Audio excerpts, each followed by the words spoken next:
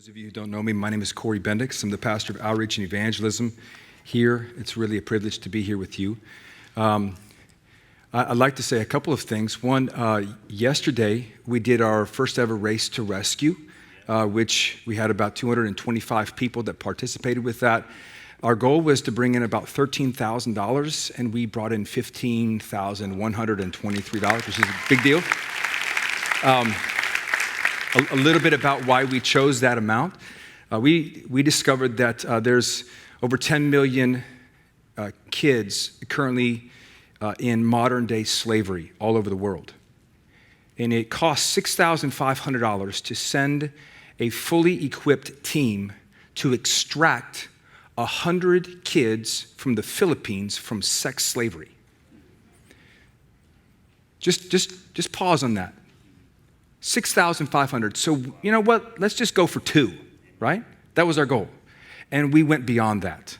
And so as a result of your generosity, your participation, we are changing lives. And so that is who we are. That's what we do here at Grace. So I just wanted to say thank you. Along with that, 2 weeks ago, I was here, and before I preached on Ruth 1, I said a few things about Juneteenth and about this being a potential moment for us as a church to step into this cultural moment to embody reconciliation for our community by celebrating this moment as a family reunion. And so I just wanted you to know that our Juneteenth celebration for the Bendix family was unbelievable. We had 2 families that came to our home. One of the families brought baked beans that were a recipe from the 6th generation back. And so for them to bring those baked beans, and then another family brought collard greens from their side of the family, for us to again, and not just, I know you're getting hungry because I am too. And one of the people said, this is a normal Thanksgiving. And when I think about the Bendix family Thanksgiving, it's not collard greens. It was so amazing. Again, not just the food, right? This was about being able to celebrate one another's story. And for us as the Bendix family to teach our kids, what does it mean to enter into someone else's story and to celebrate it? And so this is who we are. I just wanted to let you know that this is not something that I just talked a lot of talk about, but that we actually followed through on that. And so that's a big deal for us. If you could just turn to Ruth chapter 4.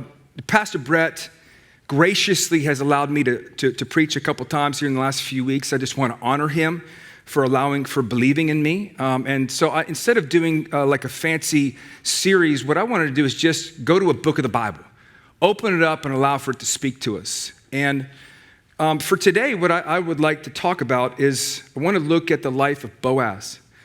And I want to title this Manhood Beyond Borders. Manhood Beyond Borders. In a cultural moment that we're in where manhood is being deconstructed at best, demonized at worst, what does it look like for us to have a biblical approach and understanding of how Jesus has designed for us as men to be in this moment? Let's pray. Father, even saying that title, people are thinking in their hearts, is he really going here? And Lord, I thank you that your word is going to speak clearly, with grace, with clarity, with power. God, every story, address that is in this room, you're going to speak to our hearts. We thank you for what you're going to do. In your name we pray. Amen. Our family spent several years in Nashville, and we love Nashville, but one of the perks of Nashville is that we had a hookup for all of the athletic events at Vanderbilt. Now, if you know anything about Vanderbilt athletics, outside of the baseball, they're pretty much the worst. But what's cool about Vanderbilt football is that you get some really good teams that come in, right? So Now they get killed, and that's okay. But so we got, myself and my 3 sons, we got a chance to go watch Vanderbilt play Ole Miss. It was a night game. It was really a cool experience. We got there around 3 or so in the afternoon, and we left at 11. We're going back to the car, so excited. Just all of us kind of on a high because of the fact that Vanderbilt they won for the first time in 5 years, and so it was a big deal. So we're going back to our home, to our car, and I went to go open up the car, and it was dead. I tried it again. It's like, this car was kind of new, and so I was like, surely this thing isn't dead. And so I didn't leave the lights on. It was 3 p.m. And what we found out was that the seat warmers had malfunctioned. One of my kids had accidentally turned on the seat warmer, and something seemingly insignificant had now, because of the fact that they malfunctioned, the car malfunctioned. We overlooked it. We dismissed it. Surely, like that's the last thing we're thinking about is seat warmers. Because of a malfunction with something small, it controlled the malfunctioning of something big. What sociologists have really explained is that this analogy really speaks to the role of manhood in our society. That as the man goes, society goes. Let me say that again. As the man goes, society goes. Now we know that as the man goes, the home goes. As the man goes, the church goes. As the man goes, society goes. And conversely, if there is the potential for there to be men who are built with strong character, with strong purpose, that produce life everywhere that they go, that as the man goes, society can go positively. Conversely, where there are men who are malfunctioning, a society malfunctions. And now we know this, but I just want to give you proof as a result of what, again, sociologists have found in data. That men who have punted on their role as fathers, this is the result. 63% of youth suicides come from fatherless homes. 85% of all behavioral disorders come from fatherless homes. 71% of high school dropouts come from fatherless homes. 70% of juveniles in state-run institutions come from fatherless homes. Children from low-income, two-parent homes outperform middle-class kids from fatherless homes. Youth from fatherless homes are twice as likely to engage in criminal activity than those with a father in the home. Fatherless children are 5 times as likely to live in poverty, repeat a grade, and have emotional problems. Love what the writer Robert Bly in his book Iron John, this is what he says. Not receiving any blessing from a father is an injury. If you're a young man and you're not being admired by an older man, you're being hurt. Not seeing your father when you're small, never being with him, having a remote father, an absent father, a workaholic father is an injury. Now, I say all of that, and that's heavy, but I'm saying it in the context of a local church where we actually believe that God has called us to create an environment and a culture where men are built up, where men find hope and courage, where men find both a connection with Jesus and a connection with people. That one of the marching orders of our church is to win the city. Well, how do we win the city? We win the city with men who have found their purpose and their identity in Jesus Christ. That we actually believe, and if you're hearing this and you're hearing this through the grid of condemnation, I just want to offer, let's just go ahead and pull the plug on that right now. This is a message of hope. That no matter where you find yourself, no matter what your context is, it may not have worked out with mom, but that doesn't mean that you have to punt on your responsibility and your privilege of being a father with those kids.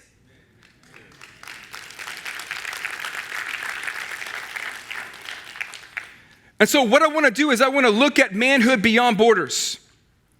And no matter where you are in the spectrum here today, you might be a single woman, and what I'm going to give to you, I truly believe, is everything that you need to find the man that God has created you to have. And don't settle for anything less than what I communicate. Not what I communicate, what the Bible communicates. If you are a single mom, I've been praying for you all week long.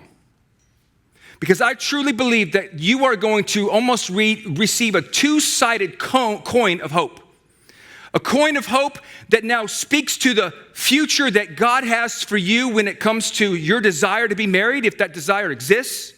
Simultaneously, the responsibility that you hold to try to be both mom and dad to young men in your home, and how exhausting that is and overwhelming.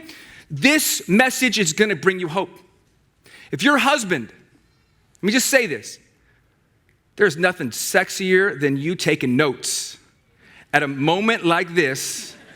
I'm just telling you, I'm trying to help you. That you writing down notes, and I know you don't write down notes because that's not manly or whatever, but this is the moment to change all of that. To like bump your wife and say, I'm taking notes. I'm taking notes, woman, I'm doing it. If you need a pen, just raise your hand. We've got ushers in them. That this is a message, again, this is a message of hope and a message that we desperately need to hear. And so let's go to Ruth chapter 4, starting in verse 1. We're going to read 6 verses. It's going to feel a little, when I read this, it's going to feel a little far-fetched and confusing, but I'll explain it. Ruth chapter 4, verse 1 says this. Now Boaz had gone up to the gate and sat down there. And behold, the Redeemer of whom Boaz had spoken came by. So Boaz said, turn aside, friend, sit down here. And he turned aside and sat down. And he took men of the elders of the city and said, sit down here. So they sat down. Then he said to the Redeemer, Naomi, who has come back from the country of Moab, is selling the parcel of land that belonged to our relative Elimelech. So I thought I would tell you of it and say, but buy it in the presence of those sitting here and in the presence of the elders of my people. If you will redeem it, redeem it. But if you will not, tell me that I may know, for there is no one besides you to redeem it. And I come after you. And I come after you. He said, I will redeem it. Then Boaz said, the day you buy the field from the hand of Naomi, you also acquire Ruth, the Moabite, the widow of the dead, in order to perpetuate the name of the dead in his inheritance. Then the Redeemer said, I cannot redeem it for myself, lest I impair my own inheritance. Take my right of redemption yourself, for I cannot redeem it. Lord, bless the reading of your word. The book of Ruth has crescendoed in Ruth chapter 4. This is a defining moment that is happening in front of us. As a summary of what's going on in this book, Ruth chapter 1, we find of a man named Elimelech. They live in Bethlehem, the house of bread. And in the house of bread, there is no bread because there is a famine, which is ironic. The result is that Elimelech decides that he is going to take his family from the house of bread and go to Moab, which is, if you just open up the Old Testament, and Moab isn't good. It's just, if you're going there, you're probably missing out on everything that God has for you, but he decides to go there. And when he goes there, the husband dies, sons die, but before the sons die, they marry 2 women. One is Ruth, and the other, her name is Orpah. Orpah decides to leave, and Ruth says to Naomi, I'm going to cleave to you. I'm going to be with you. And nothing can ever shake that your God is going to be my God. It's a defining moment in Ruth chapter 1. They go into Bethlehem, and then Ruth chapter 2 begins, and we discover this man. He is a kinsman redeemer. His name is Boaz. Kinsman redeemer is very important in the Old Testament structure. And you'll find it in Deuteronomy chapter 25. If you want to look at that, it's just verses 1 to 6. And it's a system where God cares for the widow. And he cares for the line of the husband who died to continue, as well as for the land to remain in the home. That he wants to ensure that no widow is going to be left without. And so he's created the system, a very important one, called the Redeemer. And the Redeemer's responsibility is that if your brother or distant cousin died and you were the next Redeemer in line, it was your responsibility to add that family into your family. It was not a suggestion, it was a commandment. Very important. Well, what we find in Ruth chapter 4 is this, what the writer is doing is he's creating this literary move called a contrast. A contrast between two people. Now, in the book of Ruth, no other men speak except for these two. And one we know his name is Boaz. We'll talk about him in just a second. But the other one, his name is, we don't know. He's nameless. And it's very important that we catch that, because what the author is doing is he is letting us know that because he would rather have convenience over obedience, he will be nameless. Now, I don't know if you're like me, but it's easy for me to write myself into the strong character of a story. Have you ever done this where, like, we're reading this and we're all, especially if you're a guy, you're like, I'm Boaz. I am Boaz. That's me. I like people occasionally. For a long time with my kids, we'd be watching the game and my kids would be like, hey, especially Jeremiah's like, hey, Dad, can you do that? Can you play hockey like that? Can you play basketball like that? Can you play football? And as a young father, I'm like, yes. But the older I get, I'm like, if I really work hard and fast and pray, I'll be a water boy. There ain't no way I'm doing any of that. I'm too old. But it's easy for us to write ourselves into the strong character, but I want us, especially as men, to see that we are the nameless man. You have to own, we all do, we have to own this. Naturally, what we do is what he did. He has an opportunity to step into this role and responsibility of what he's made for, but he cares more about his brand, his comfort, his success, and his story more than adding people to that story. Now, what's amazing is that we find the seed of Adam in the nameless man, right? Like we see Adam in what he's doing. Like with Adam, he was passive. This man's passive. With Adam, his sole focus is himself. This man, his sole focus is his own comfort. And before we get into the message too deep, I think it's important for all of us to know that our starting point is where this man is. But what's amazing is that I don't really feel like I don't really attack him too much, because he's just living within the borders of what every other man in that society did. Do you remember Judges? Everyone did what was right in their own eyes, right? So all this nameless man is doing is living just like Elimelech did. That was a tough one. That what he's doing is that he's just reflecting the heartbeat of what that culture was. He's doing what he had been seeing and the water that was drinking. It was a border that he was living in. And I'm telling you, as a culture right now, when it comes to manhood, that for most of us, we live in this border where it's about our own comfort. That we live in a border of what's best for me. We live in a border of having a strong wife who does it all so we don't have to do much. This is the border of what manhood kind of looks like right now. And yet what I love about the story is that you have Boaz, who is a man beyond the borders. Is that you have this man who is otherworldly, this hero in Boaz, this dude who in a moment where one individual is backing off on his responsibility, Boaz steps in and says, is it going to cost me? Absolutely. Is this going to put pressure on me? Is this going to be uncomfortable? Absolutely. 100%. But guess what? I am stepping into a responsibility where men are now not just stepping out, but running away. That this is what we find in this character of Boaz. And so what I want to do is I want to look at what made him a man beyond borders. A man beyond borders. And men, can I just continue to encourage you that in a world where the current tide, the rip tide is pulling us into this space of focusing on ourselves, my own comfort, me. It's me at home, it's me at church, it's me when it comes to my workplace. My life is about me, and yet what we're going to find is a man who doesn't live for himself. And this is going to ruin the whole story, but Boaz is really a foreshadowing of someone greater. We're going to find that Boaz is a foreshadowing of Jesus Christ.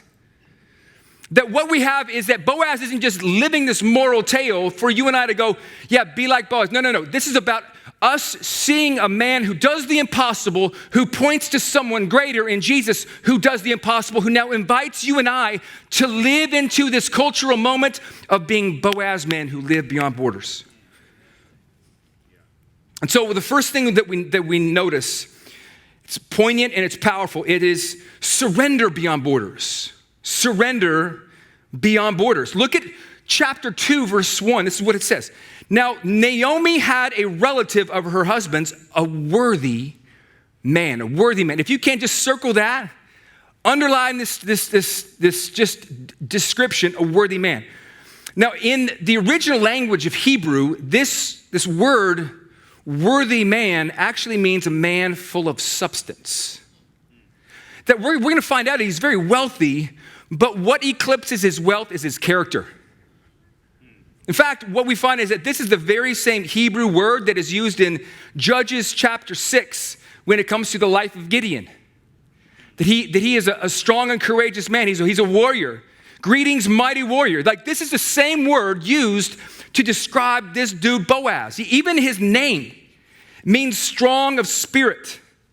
Strong of spirit. Even when it comes to the power of this dude and his legacy, that his name was written on Solomon's, the temple that he had one specific column that had Boaz's name etched as an expression of how strong this man was. What I love about when it comes to this idea of bursting full of character is that reputation is who people think that you are. But your character is who you actually are. Take care of your character, and your reputation will take care of itself. Be consumed with reputation and neglect character, and you will be found out to be a hypocrite. Isn't that powerful? That what you have in this man, Boaz, is that his life, it oozed character every place that he went. I'll describe it in just one second. But what is also very ironic is that here you have this man, Boaz, who's described as a worthy man. But guess what Ruth is described as? Look in Ruth, just write this down. Ruth 3:11. And now, my daughter, do not fear. I will do for you all that you ask. For all my fellow townsmen know that you are a worthy woman. Isn't it fascinating that you attract who you are? Yeah. Worthiness attracts worthiness. And as the young kids say, ratchetness attracts, I'll never say that word ever again. Never said it before, never say it again. Now, what's amazing, if you're single, like your whole focus is, I'm trying to get my eyes on a worthy man. If you are a woman, that's what you're focused on. But what we're told here in the text is that when it comes to Boaz and Ruth both, they weren't concerned about they were concerned about being worthy. They were concerned about them. That if they focused on their own character, developing it, strengthening it, rooting it in that which can last, God was going to bring the worthy person. It was going to only a matter of time. Now what made for this dude, when it comes to Boaz, what made this man have this type of character? There should be a picture behind me. This is the Millennium Tower. It's in San Francisco. And what I found out about San Francisco is that all of the buildings in this city are built on landfill. And what you have to do when you're building this building, now you'll notice that it's leaning, that it's not just, it's not just beginning to lean, it's beginning to sink. And what happens when it comes to the process of building in San Francisco is that you've got to dig beyond the landfill and you've got to hit bedrock. And if you don't do that, then what you build will ultimately not just lean, but it'll begin to sink. Now, what we found out when it comes to the nameless man, he was building his life on success and his own comfort, and his life was sinking. It was leaning. He didn't go through to hit bedrock, but what you have in Boaz is you have a man who goes through the landfill to hit bedrock, to hit that which was firm, that which could not be shaken. It couldn't. And what we find is that even in, for example, in verse 2:4, the Lord be with you. And they answered, the Lord be with you. Now that seems like it's a normal kind of back and forth, but that is a Levitical greeting that Boaz, as an owner of a business, was introducing the foundations of a life built on Yahweh and his word into every part of his life, including his business.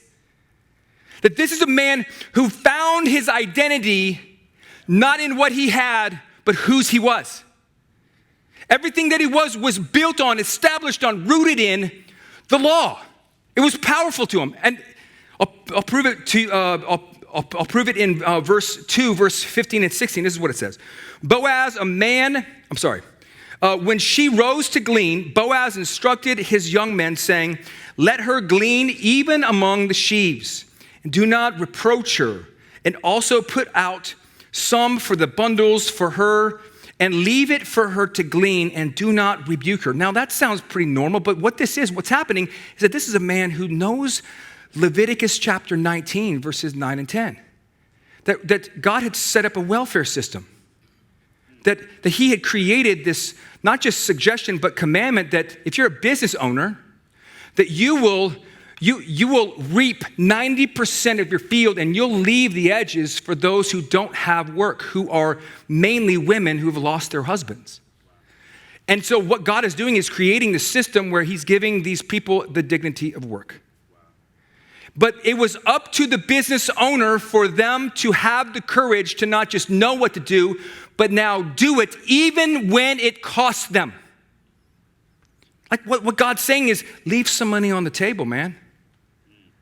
Leave your profit on the table. I got you. Now the question is a business owner going to do it? We find that Boaz does it.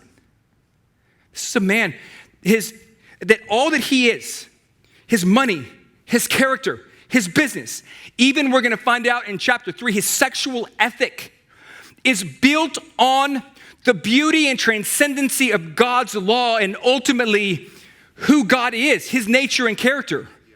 That what we have in this man, Boaz, is that we have this surrender beyond the borders. No one was living like this. And it began for him in a relationship with God's word that was powerful. It was defining. Everything that he did, how he lived, came out of how he studied, understood, and meditated on God's word. Yeah. So I know that as men especially, you're looking at me going, I love it. Thanks for this. But how do I read my Bible? Like, how do I start this, Corey? Because you know what, to be honest with you, my rhythm of reading the Bible is the verse of the day. And that's all I got. And you know what? I'm so thankful that you're starting there. But when it comes to Boaz, men who are living beyond borders, a verse of the day is the exception. It's not the rule. That we now have we're invited into living a life where we're rooting ourselves in God's word in such a way that we're not reading it to get something. We're reading it so that we can not just read it, it reads us. It begins to read you. It begins to read who you are. It begins to read what you're actually facing in your current condition. And yet at the same time, it reads you in the hope that now can be found in Jesus Christ. And a strategy that I've used, and I'm just going to say this, fly through it, write it down if you would like, but I use this acrostic, and I've been doing this for the last maybe 10 years. ROAD, R-O-A-D, read, observe, ask, do. This is how I read the Bible. I take a text, and I just simply read it in multiple translations. I probably read it, I don't usually read a chapter, I just read a couple of paragraphs. And I read it in multiple translations, and I go from reading to observing. I identify everything I see in this text. I mean, I fill up the margins with observations, and then I move right into ask. I ask crazy, stupid questions. But I want to put all of my questions out there, because what I'll notice is that the Bible will begin to interpret itself if I allow it to. And then do. What do I need to do as a result of what I've read? Now, this is what it looks like for me, is that 10 years ago, I was going through this moment where I read 1 John 1. And I read it like for some of you, you read a chapter like that, but that this is what it says in verse 7. But if we walk in the light as he is in the light, we have fellowship with one another, and the blood of Jesus, his son, cleanses us from all sin. I was immediately convicted of sin that I had in my heart that was concealed. And then I was also convicted of the fact that I was walking alone, isolated. And so now I'm reading this Bible, and I'm not just reading it and skipping over, although it would be easy to do that, but I had this wrestling moment where the Bible is going to cost me right now. What am I going to do with what I'm reading? Am I going to read it and actually begin to invite men into my life to help drag sin into the light? Or am I going to skip over it? Right? Like, this is what it means to actually wrestle with the text so that we can be men who have this transcendent surrender beyond borders. But it begins with a treasuring of God's word. We've got to get to a place where we go beyond just a verse of the day and begin to wrestle with the text, because I'm telling you, when you do that, it begins to form you and shape you and transform you into the image of the firstborn son. Not just surrender beyond borders, but sight beyond borders. Sight beyond borders. This is what it says. Then Boaz, this is in verse 5, Boaz said to his young man who was in charge of the reapers, "Whose young woman is this?" Love that. The servant who was in charge of the reapers answered, "She is the young Moabite woman who came back with Naomi from the country of Moab." What we find is that what you're surrendered to determines what and how you see. When you have a surrender that is beyond borders, it begins to affect how you see, that you see beyond your own needs. You begin to see that which has been in front of you all along. Needs, opportunities, you begin to see through a new perspective. This is a picture of my son. This is my firstborn son. When he was about 10 months, he received glasses. These were his first pair of glasses with little hooks. We found out that he was severely farsighted. He could see a mile away. He just couldn't see the Cheerio in front of him. The result of that was that he was unable to really crawl or walk. He would roll everywhere, get stuck. It was kind of funny. Not really. And then we took him to get a pair of glasses. The doctor was very nonchalant. "Hey, it's no big deal. Let's get him some glasses."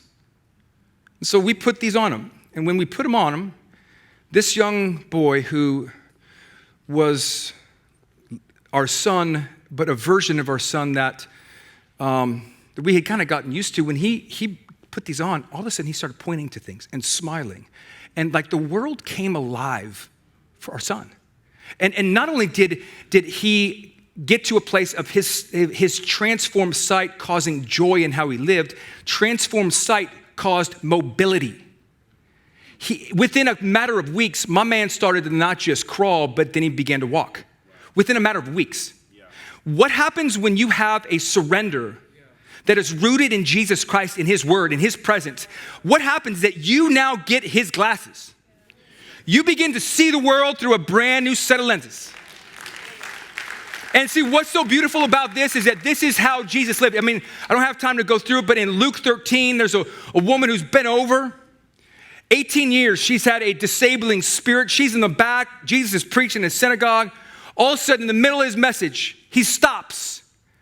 And what the text said, and he saw her. Yeah. He said, woman, come here. He touched her, healed her. Even the verses that were read this morning from Pastor Tiff, I mean, didn't Jesus teach his disciples to live like this too, to have a transcendent sight? That you have the disciples who are walking along, and what happens with James and John? Like Peter and John, they stop and they see need that had been there all along, but because they had a transcendent purpose and a surrender, it allowed for them to pause and acknowledge the need and then do something about it. Like, this is our opportunity as men, especially, to lead our family in having a surrender that's rooted in Christ, that's beyond borders. Because what happens is that as a family, you begin to get a pair of glasses collectively. Pastor Brett, over the last year and a half, when this pandemic began, he looked at me and he said, Corey, you are going to guide our church in meeting needs, but it's going to require you see through a brand new pair of glasses. And so from that point forward, guess what he was always asking me? How's my time in the Word? How's my soul?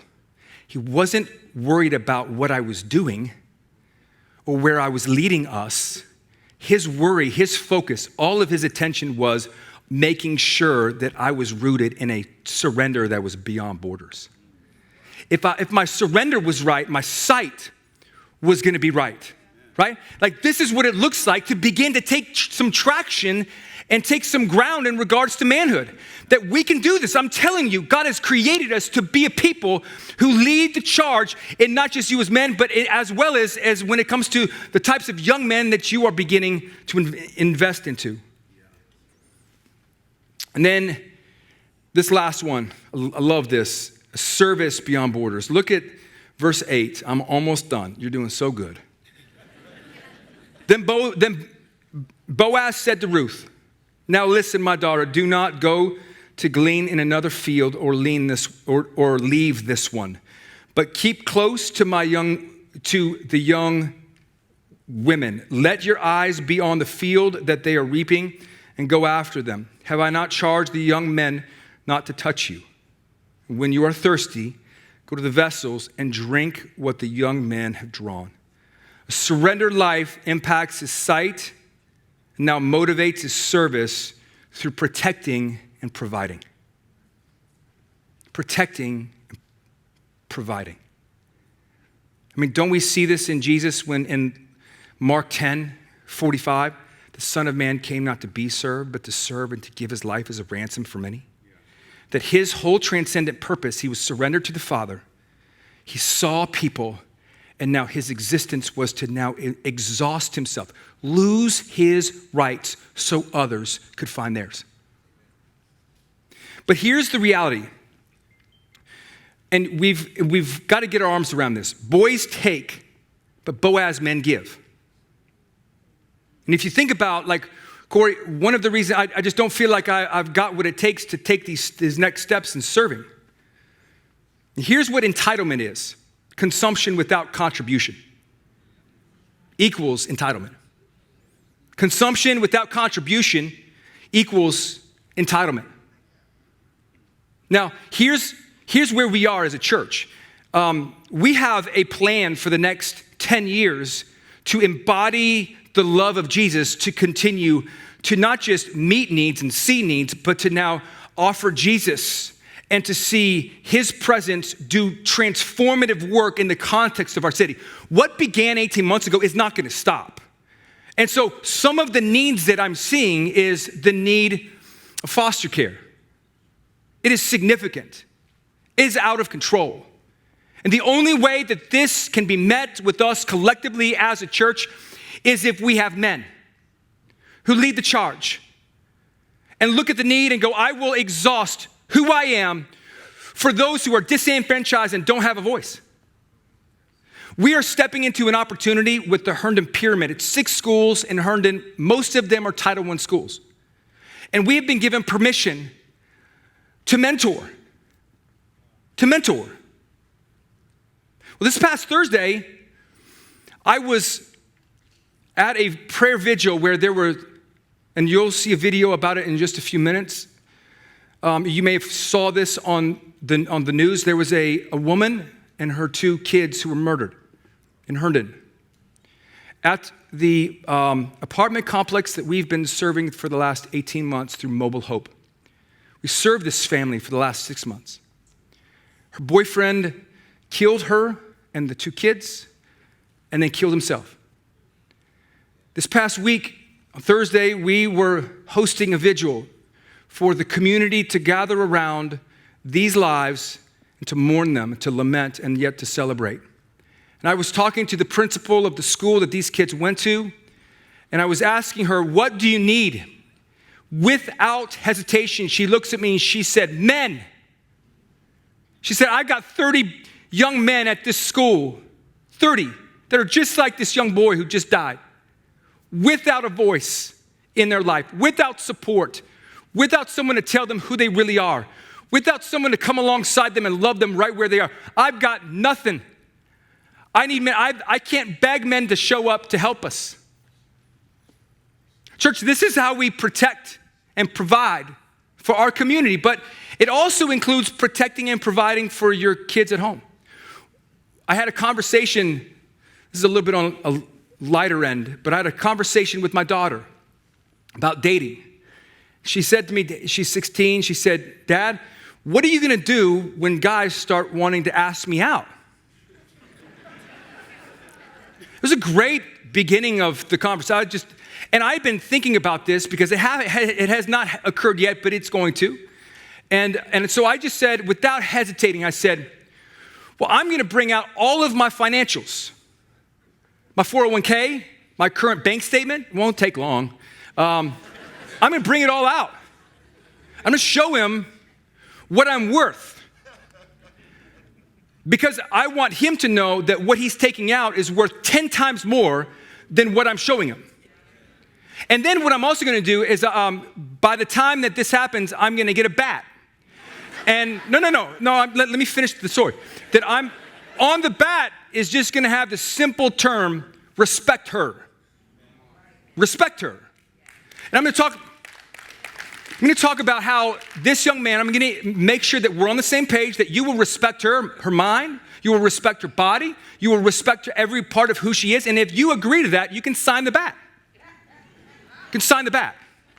And when I describe this, you should have seen the look of terror and excitement on this girl's face.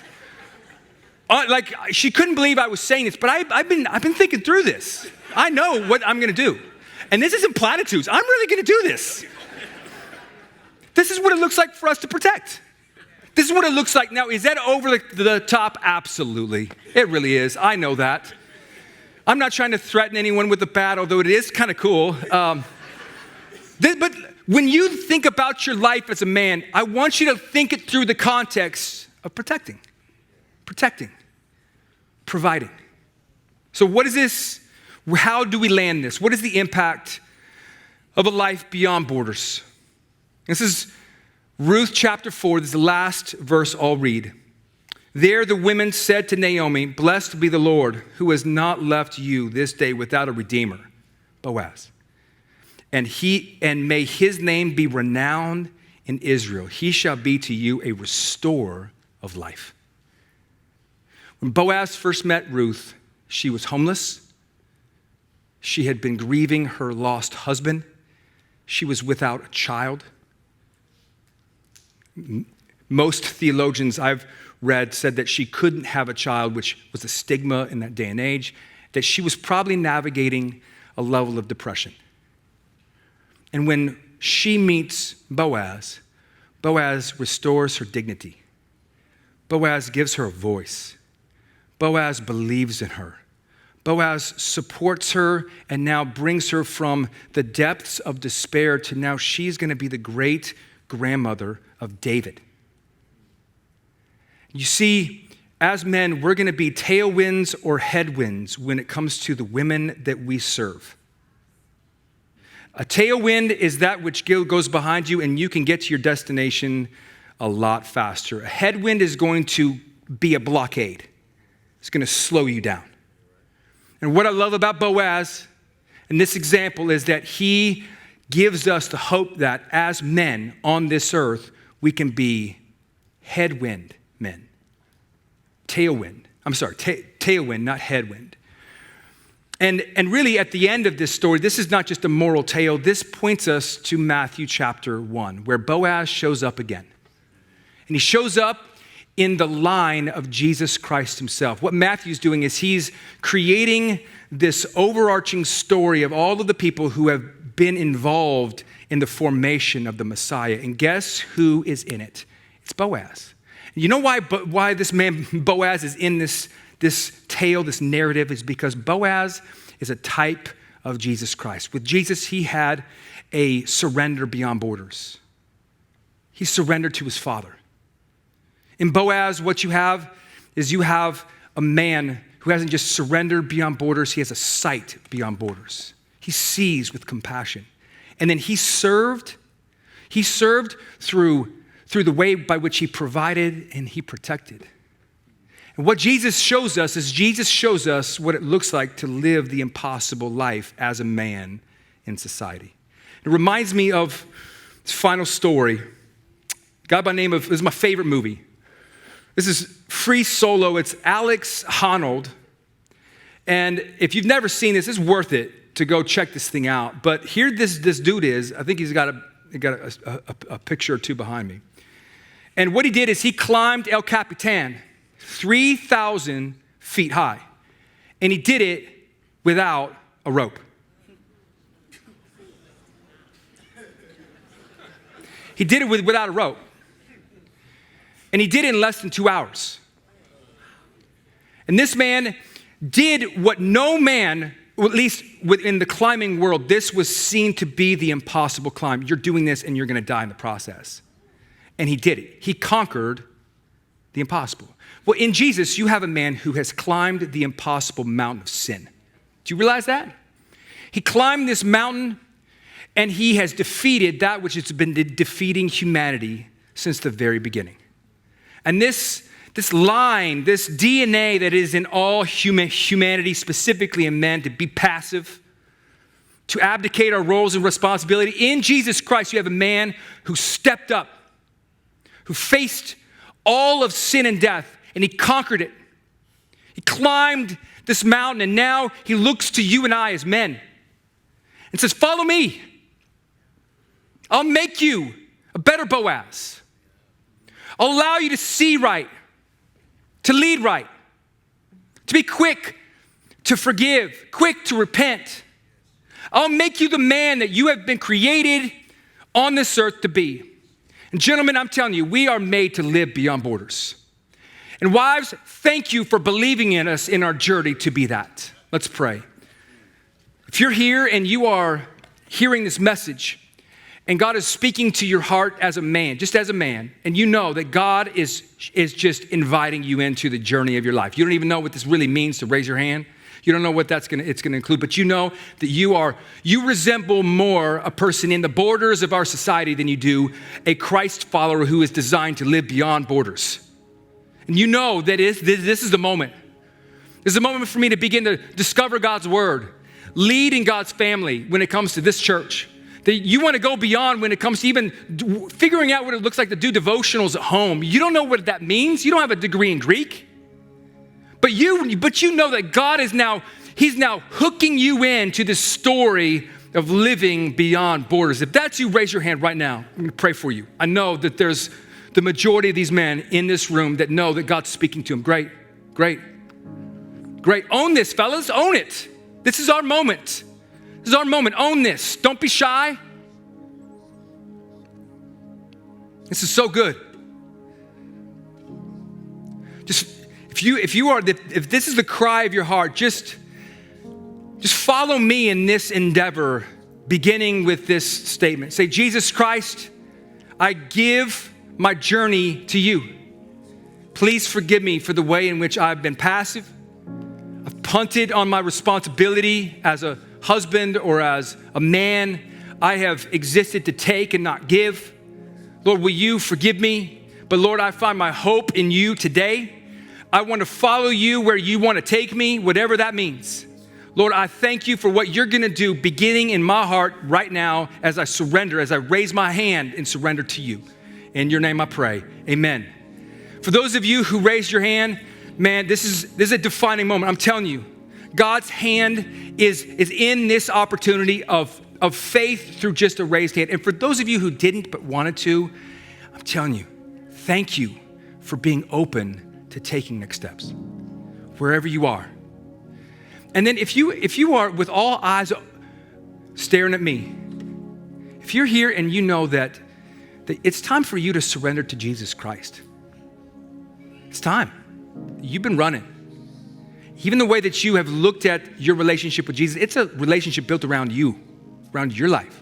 But now you're hearing this invitation of surrendering to Jesus is about living in his story for me, not my own. If you're here and you want to surrender to Jesus, you want to give your life to him, you want to go from death to life. Only Jesus can take a nameless man and give him a name. That's what Jesus does. He's in the business of that. That's called the gospel. Taking nameless men and giving them his own name. And so if that's you, if all eyes are looking up, all heads staring, if you want to surrender to Jesus right now, I want you to stand. I want you to stand. Good, love it. We're starting with courage, fantastic. Good. Good. Lord, just say this, my friend, just say this. It's just you and me. Lord Jesus, I give you my heart. I surrender my life to you. Thank you for your forgiveness. It's free, full, and forever. I follow you for the rest of my days. No turning back. Lord Jesus, thank you for what you're doing in this place. In your name we pray. Amen.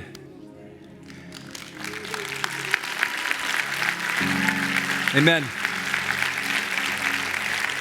If you responded if you want us to journey with you in next steps in following Jesus, we have a class called Discover Discipleship. It is our resource to you, no matter where you are in this process of figuring out what it looks like to live for him. Simply text New Life to 82155. I can't believe it. 82155, just New Life to 82155. That's one word. And we're going to respond back to you and make sure that you have everything that you need for us to walk on this journey alongside of you.